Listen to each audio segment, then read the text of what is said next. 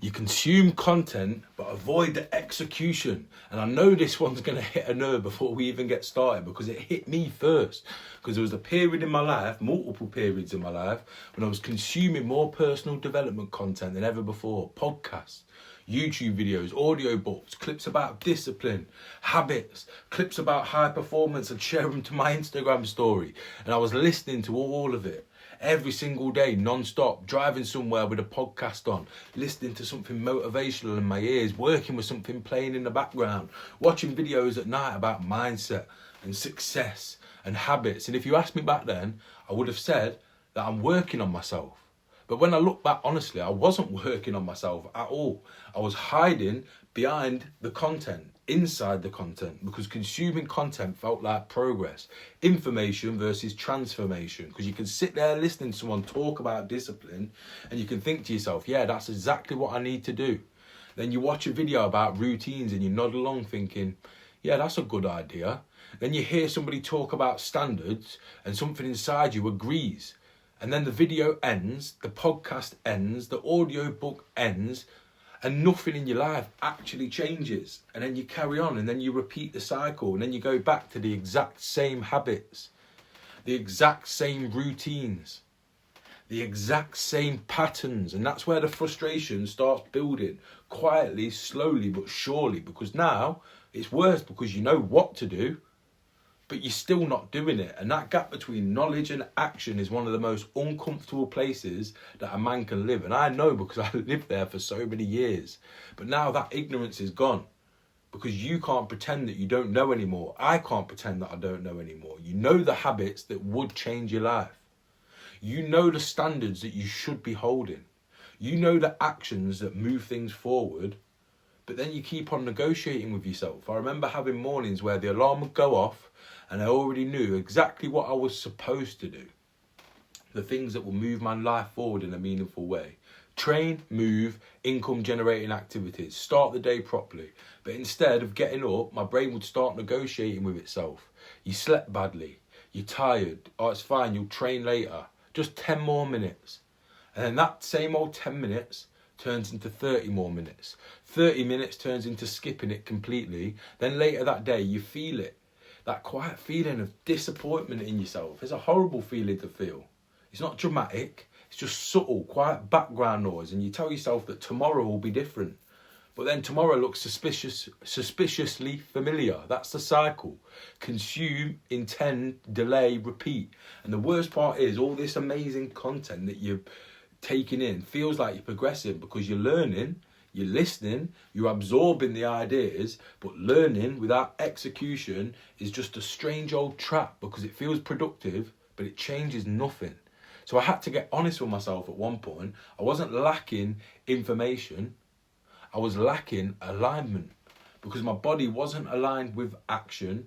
My mind was completely distracted, constantly distracted and overstimulated, and my work had become reactive instead of intentional. And that's the 3 pillars right there. Body, being and business. And all 3 of them were slightly out of sync, not completely. So let's start with the body, because that's where the drifting usually shows up first, because you know how to train, you know what foods you should and shouldn't be eating, you've watched enough videos, read enough books, you've read enough advice. But knowing how to train and live, and actually training and living in that way, are 2 completely different things. My training just got inconsistent. Some weeks I was locked in fully, ruining myself. Other weeks it just disappeared completely. And every time that happened, something interesting occurred. My standards started slipping everywhere else, because it feeds into each other, because your body is where your discipline lives. When your body's inconsistent, your discipline becomes inconsistent. Then there's the mind, your being. That's your internal state, your everyday internal state, your clarity, your thinking, your feelings, your emotions. And that was the part that I'd completely neglected. It was just constant noise, stimulation, messages, content, podcast, scrolling, you name it all. My brain was constantly consuming input, but it rarely had silence. And silence is where the honesty lives. And when you finally sit in that silence, you start being able to hear the truth. You start hearing the voice that says something uncomfortable. It tells you that you're drifting. It tells you that you're capable of more than this. That you're not operating at your level. So instead of listening to that voice, you just start distracting yourself again. More content, more noise, more stimulation, because silence forces reflection, and reflection forces you to have some level of accountability. And then there was the business side. Don't even get me started on that. Work was just constant activity, emails, messages, problems, decisions, fires to put out. But when I looked closely, a lot of my work was reactive. I was just spending my day responding to things, handling things, but not always moving the needle in a meaningful way, which meant my life was full of movement, but falling short on momentum. Because my body was inconsistent, my mind was distracted, and my work was reactive. The 3 pillars slightly misaligned. And when those 3 pillars are misaligned, life feels so much heavier than it needs to. That's where the overwhelm and the anxiety comes from. Not workload, but misalignment. And once I saw that, clearly something changed. Not dramatically, just structurally. Training became non-negotiable. Not when I felt like it, every single day. And then silence just became part of the routine. 10 minutes in the morning without a phone, that's more than 10 minutes now because I love that time of the day. And without noise, just thinking, my work and my thinking became intentional, less reactive, more focused, and something interesting happened. Life didn't just magically suddenly become easier, but it stopped feeling so chaotic and stressful and pressure.